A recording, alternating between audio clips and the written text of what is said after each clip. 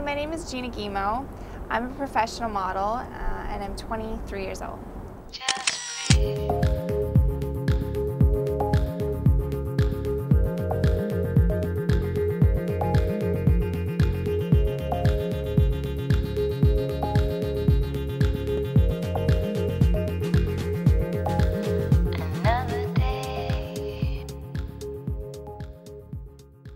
I'll never forget my first shoot coming out of the show.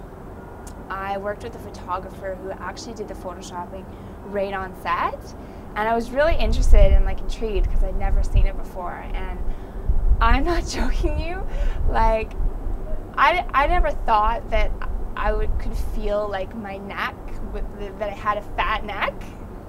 Okay, I left that day, my neck, I need to work this thing out, okay?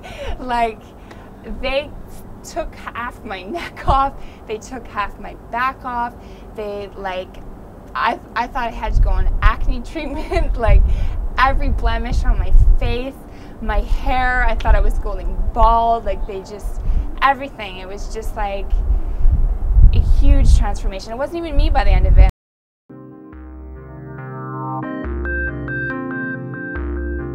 My name is Christopher Wadsworth, and I'm a fashion photographer.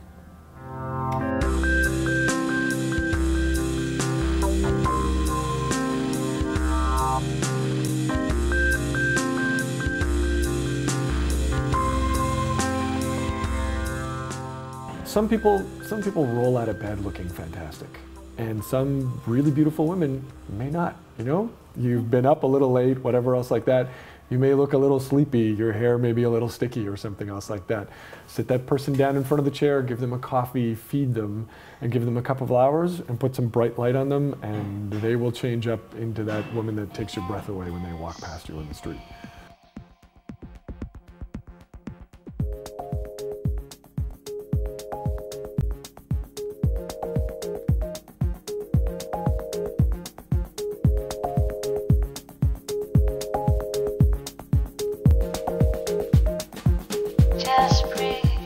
The photograph that you see in those magazines, I mean, it's a perfect angle or there's a lot of photoshopping. That's not reality. I mean, there is some bodies, some women, men that really photograph well and they don't need as much work, but it's few and far between. There's work. There's work done no matter what. If you see it in a magazine, it's been photoshopped. Yeah. No one's interested in reality. Everyone's interested in looking their best, right? In a way, or just like someone will be their own worst critic, I think people look at their own pictures the same way. But I think what's happened with Photoshop is it's now a very mainstream tool.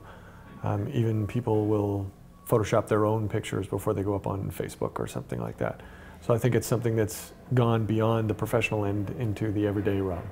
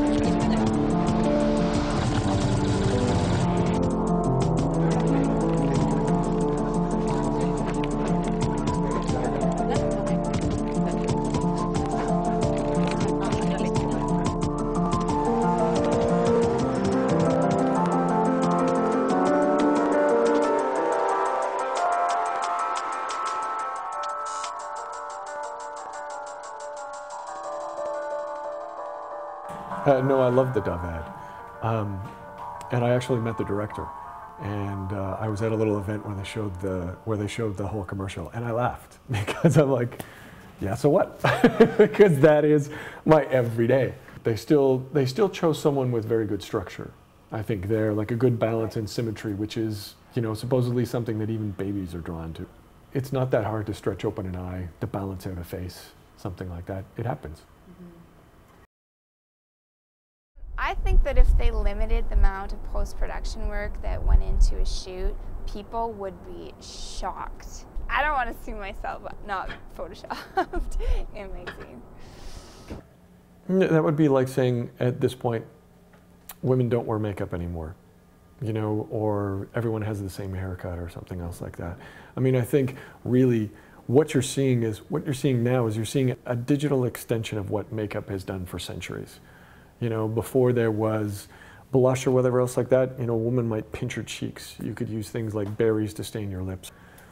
So, I mean, Photoshop is just really us following the same path, just with more tools. What you see now in print is going to become more and more accessible in film. So it's going to be harder and harder to tell. A star is digitized.